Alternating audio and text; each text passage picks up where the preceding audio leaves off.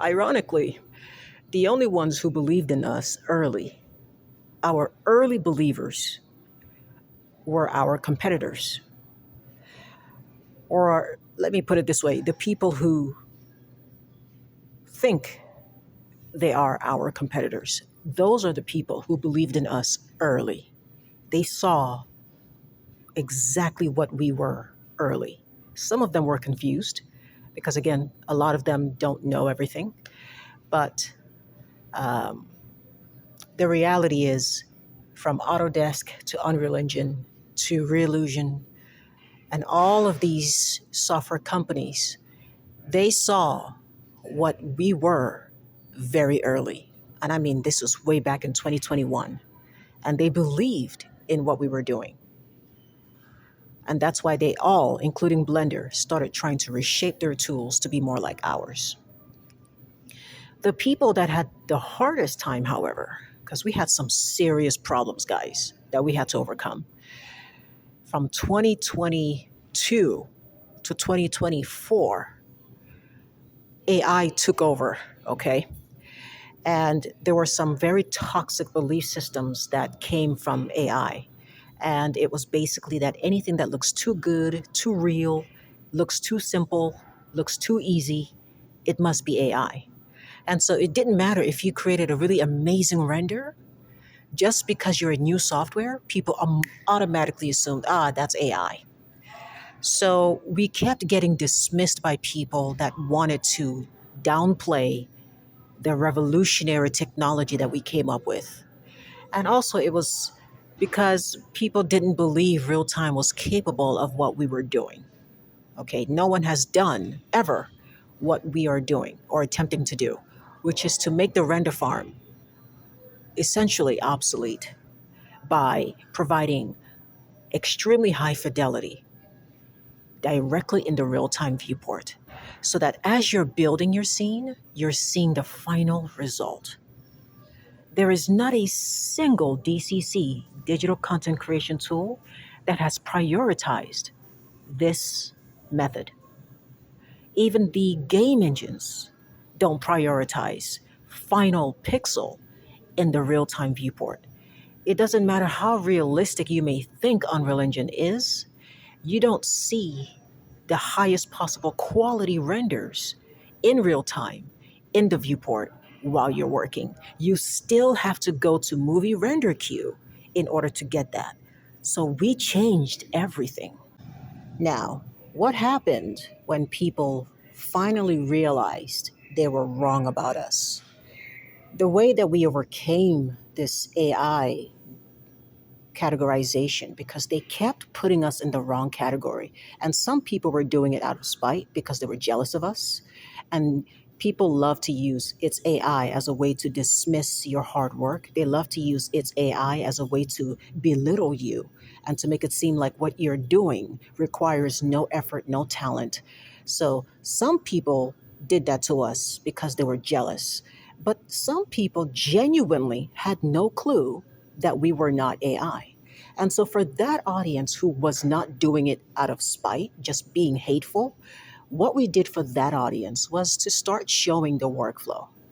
We realized that if we just showed you final renders, then you would say, oh, that's Unreal Engine. And that's exactly what people thought. People thought, oh, there's no way a new engine can be that good. It must be Unreal Engine. And so we had to get away from the Unreal Engine shadow. We don't want to be under Unreal Engine, okay?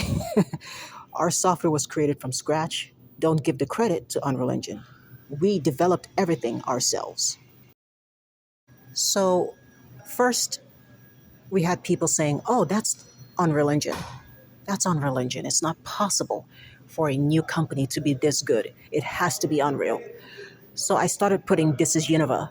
That's why we started doing that. In every video, I said, this is Univah, this is Univah, this is Univah, this is Univah. That's why I started doing that. And then we had the, oh, okay, well, then Univah must be AI. If it's not Unreal, then it has to be AI. So I was like, Jesus Christ, what is it going to take with you people? What do I have to do? So I was like, okay, I have to take these people behind the scenes. I need to show them like literally going into Visual Studio, compiling the software, launching the software. I need to show them my computer specs. I need to show them everything that most software companies don't have to show, because a lot of these software companies came up in the time of no AI.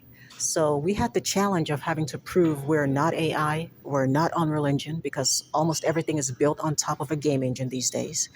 And so we had to prove that, hey, we wrote everything ourselves, we did everything from scratch. And the way that we overcame this finally was by me being super transparent. I had to be more transparent than most software companies have been with you. Because when Maya came out, nobody was saying Maya is AI. When Unreal Engine came out, nobody was questioning whether or not it was AI or not. But when Univah came out, you guys questioned everything. So we're getting questioned all the time. Oh, how is this possible? It's not AI. Oh my God. It's not Unreal Engine. Oh my God. How is that possible? Oh my God. And so to silence all of that, I took you guys behind the scenes, under the hood, and I showed you my computer specs. We did 12 beta tests. And I showed you that our software is not just some one off thing that works only on my machine. It's a commercial product. Anybody can download it and use it right now. And I showed you proof of that when we did those beta test videos. You saw different people from different countries, from India, from Russia, from California, all these different people in different locations. They came. That's why we did that. We didn't just work with Americans. We worked with people in India. We showed you people in India downloading Univah from our website and installing it on their machine. This was on Zoom. We captured that live. So it's an international tool. It works on every machine. Okay, that's a Windows PC. And we showed you this so that you can understand this is not AI. And the ones who already knew that but were trying to dismiss us, trying to downplay us, being hateful, being jealous, and trying to make it seem like what we were doing wasn't what we were doing, those people became silent, because it's really difficult for hateful, jealous people to give you the credit that you deserve. They will never apologize for how hateful they've been, but what they will do is go silent. So every time we speak the truth, we combat lies with the truth, people go silent. And so that's really just the best way. That's how you win, by just succeeding. And so now, what the climate looks like for us is that we are no longer in the prove that it's not AI phase.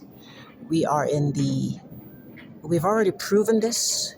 This software is validated, and we are now looking to secure the right strategic partner. And I can't emphasize enough the importance of having the right person as a strategic partner.